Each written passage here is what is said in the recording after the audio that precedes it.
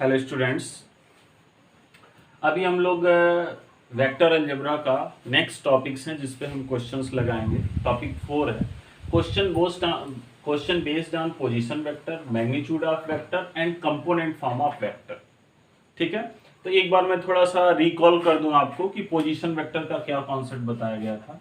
ध्यान दीजिएगा, जो कॉन्सेप्ट 3 डायमेंशन के होंगे वही 2 डायमेंशन, या जो 2 डायमेंशन का होगा वही 3 डायमेंशन का होगा। सपोज करिए एक 3 डायमेंशनल स्पेस है, ये ओरिजिन है जिसका कोऑर्डिनेट आप जानते हैं 0,0 होगा, और ये कोई पॉइंट P है जिसका कोऑर्डिनेट सपोज कीजिए XYZ है। तो पॉइंट P का पोजीशन वेक्टर क्या आप रिप्रेजेंट करेंगे? Position vector of point P, इसको आप क्या रिप्रेजेंट करते हैं? XI plus YJ plus ZK। Okay, ये सब रिकॉल कर रहे हैं, आपको बताया गया है कि 3 डायमेंशन स्पेस में अगर कोई पॉइंट P है जिसका कोऑर्डिनेट XYZ है, तो इसका पोजीशन वेक्टर हम पॉइंट P का कैसे रिप्रेजेंट करते हैं? XI plus YJ plus ZK। Okay, अब सपोज करो एक दूसरा पॉइंट है यहाँ पे Q जिसका कोऑर्डिनेट है, इसको आप सपोज कर लो ABC है। देन वेक्टर PQ को आप कैसे रिप्रेजेंट करेंगे? वेक्टर PQ हो जाएगा A minus XI plus B minus YJ plus C minus ZK।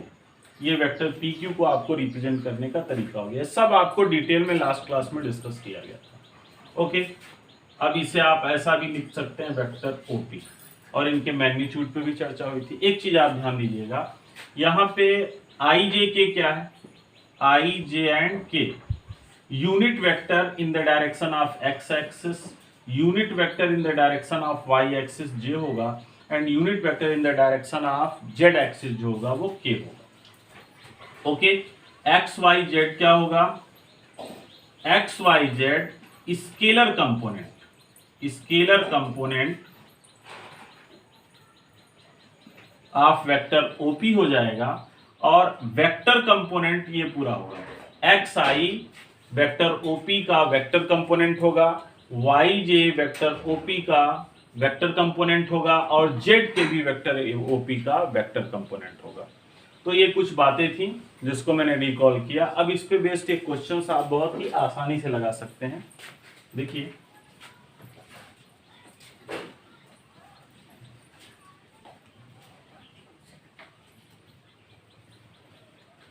Question है बहुत ही सिंपल सा है।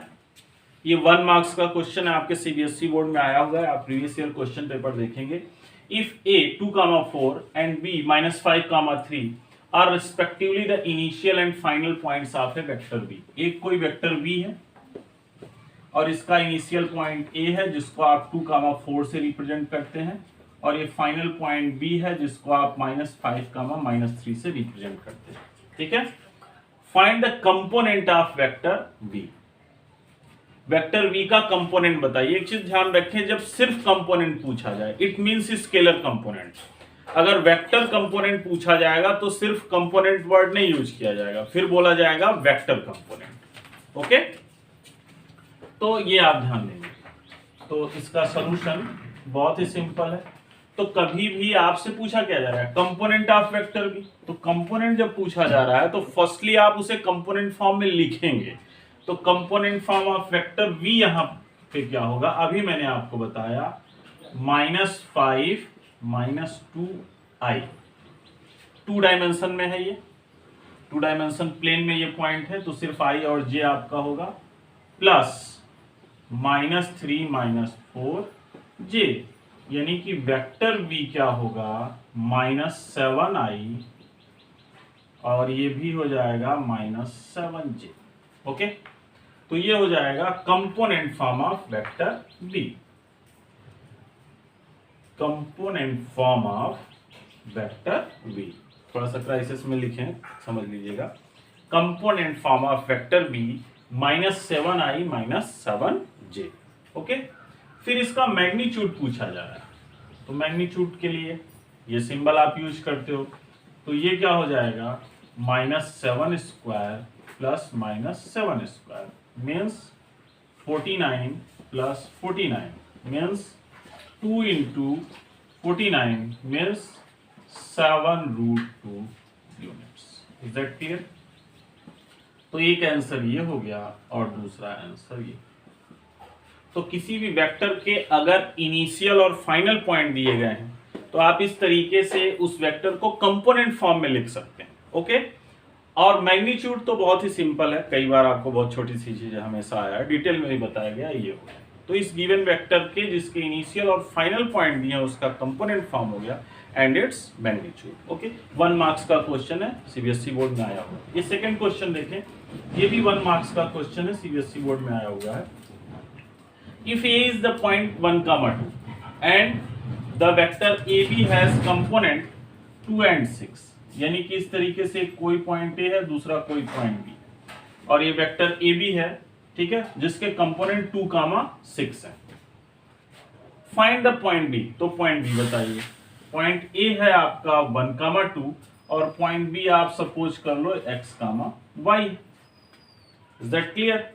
तो अकॉर्डिंग टू गिवन कंडीशन आप क्वेश्चन में दी गई कंडीशन के अकॉर्डिंग अभी मैंने बताया वेक्टर ए बी क्या हो जाएगा, x minus 1i plus y minus 2j। ठीक है, अब देखिए क्या कहा जा रहा है कि वेक्टर ए बी का कंपोनेंट क्या है, 2 और 6। It means according to question ये क्या हो जाएगा, x माइनस 1 कंपोनेंट 2, कंपोनेंट का मतलब स्केलर कंपोनेंट, और स्केलर कंपोनेंट का मतलब coefficient of i j k होगा। ठीक है, तो x minus 1 according to question 2 है एंड y माइनस 2 ये हो जाएगा 6। अब इसे आप सॉल्व करो तो x is equal to 2 plus 1 हो जाएगा 3 and y is equal to 6 plus 2 हो जाएगा 8। Is that clear? तो पॉइंट बी आपका क्या हो जाएगा, hence the point B is 3, 8। ठीक है, बहुत ही सिंपल सा क्वेश्चन है, 1 मार्क्स में आया होगा। नेक्स्ट देखें,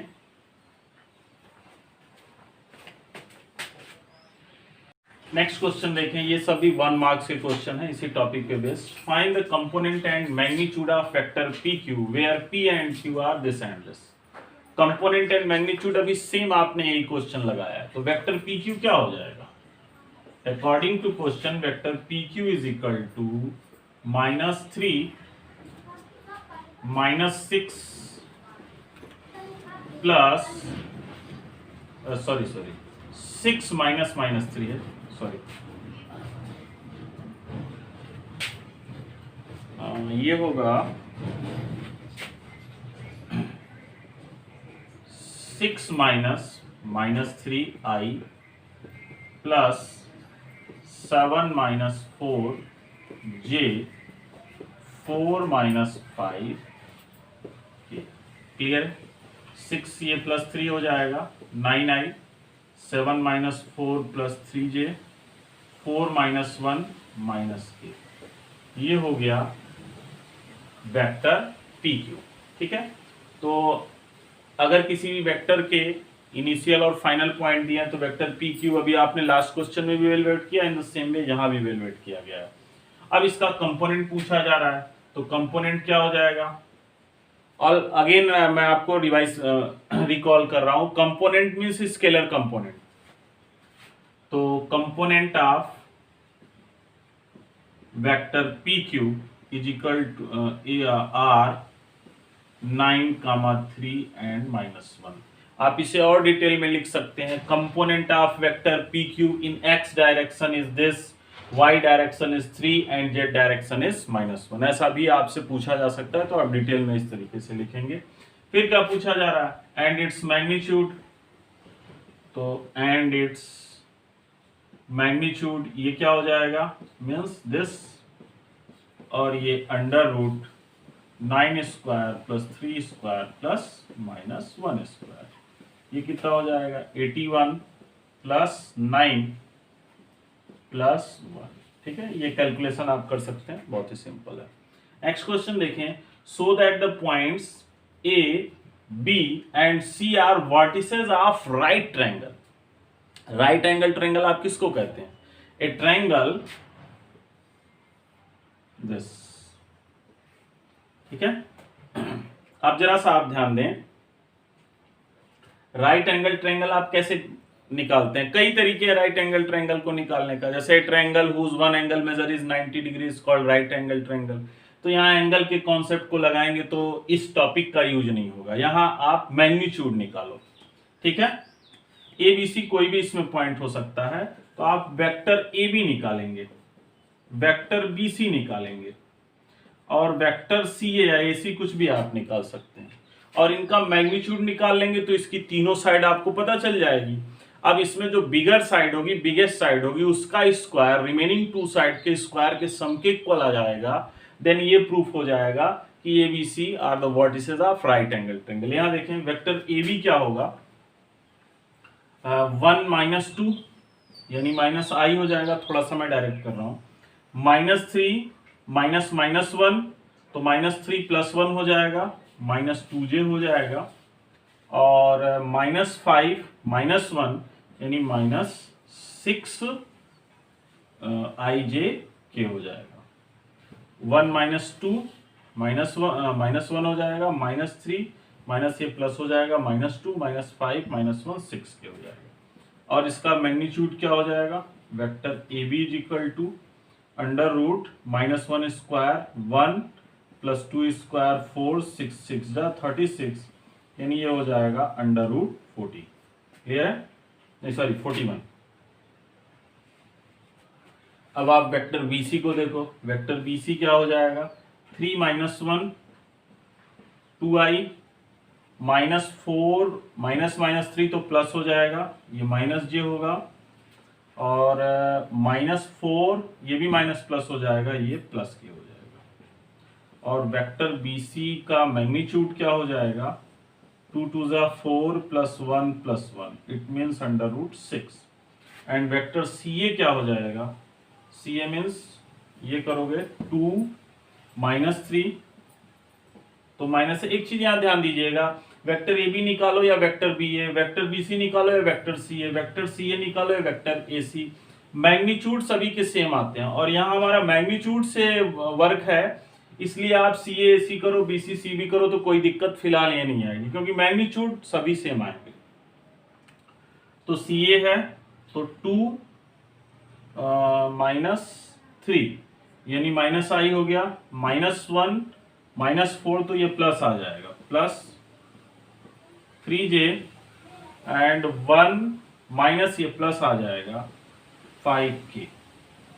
ठीक है, अब इसका आप मैग्नीट्यूड निकालोगे तो ये हो जाएगा 1 + 9 + 25 यानी √35। अब देखो कितना सिंपल सा आ गया। इसमें बिगेस्ट साइड कौन सी होगी, ये वेक्टर ए बी। अब आप देखो magnitude of vector A B square ये कितना हो जाएगा 41, and magnitude of vector B C square plus vector C A square ये हो जाएगा 6 + 35 = 41।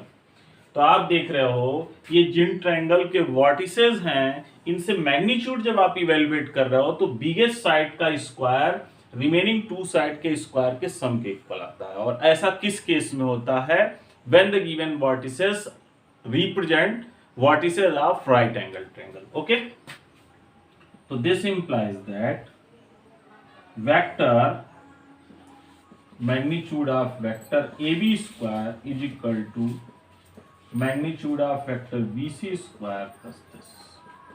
This implies that AB and C are vertices of right triangle. Okay, next ये भी 1 marks का क्वेश्चन है, ये सारे इस पे 1 मार्क्स के क्वेश्चन है, ये सभी सीबीएसई बोर्ड में आए हुए हैं। Okay,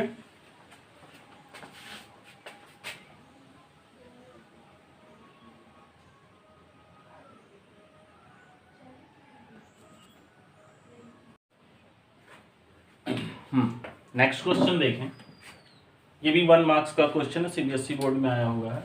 Let O be the origin and let P 3, -4 be a point in XY plane. Express vector OP in terms of ij also find vector OP। Same question है, एक point P दिया गया है और ये XY प्लेन में है। XY plane means 2 dimensional plane में, 3 डायमेंशन नहीं है। और जब इसके वेक्टर फॉर्म को आप रिप्रेजेंट करेंगे 2 डायमेंशन है तो IJ में ही आएगा। जब 3 डायमेंशन स्पेस रहेगा तब IJ के सारी तीनों रहेंगे जो है। तो बहुत ही सिंपल है, वेक्टर OP अभी पुराने वाले क्वेश्चन के अकॉर्डिंग क्या हो जाएगा, 3I minus 4J according to question. और इसका मैग्नीट्यूड पूछा जा रहा है तो मैग्नीट्यूड क्या हो जाएगा, 3 square plus minus 4 square means 9 plus 16 is equal to 5 units. बहुत ही सिंपल सा क्वेश्चन है, अभी आपने इसको ऑपरेट किया है।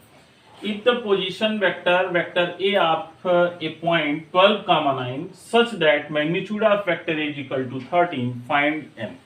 अब देखिए क्या कहा जा रहा है, अकॉर्डिंग टू क्वेश्चन क्या आप पा रहे हो, the position vector A of a point this, यानी कि ये वेक्टर A है, ठीक है। If the position vector of vector A of a point this, ये हो जाएगा 12I प्लस NJ, ठीक है। और मैग्नीट्यूड ऑफ वेक्टर A क्या है, अब आप देखो मैग्नीट्यूड ऑफ वेक्टर A हो जाएगा 12 स्क्वायर प्लस n स्क्वायर। और क्वेश्चन में क्या दिया गया है, इसका मैग्नीट्यूड 13 है, 13 ही है ना, 13 है। तो ये 13 हो गया और ये 144 प्लस n स्क्वायर, ठीक है। अब ऑन स्क्वायरिंग बोथ साइड आप करोगे तो 169 144 plus n square means n square is equal to 169 minus 144 means 25, यानी n की वैल्यू क्या हो जाएगी, प्लस माइनस 5, ठीक है। तो क्वेश्चन में जो भी क्वांटिटी गिवन थी उसके अकॉर्डिंग जो हमें इवेल्युएट करना था उसको हमने ऑपरेट किया। तो एक वेक्टर A था और वो किस पॉइंट का, जिसका कोऑर्डिनेट 12, 9 था। तो अगर किसी पॉइंट का कोऑर्डिनेट दिया है तो पोजीशन वेक्टर को हम ऐसे लिखते हैं और उसका मैग्नीट्यूड हम इस तरीके से निकालते हैं। क्वेश्चन में मैग्नीट्यूड 13 दिया है तो आपको एक इक्वेशन मिल गया, और इक्वेशन सॉल्व करना आप प्रीवियस छोटी क्लासेस से पढ़ रहे हो।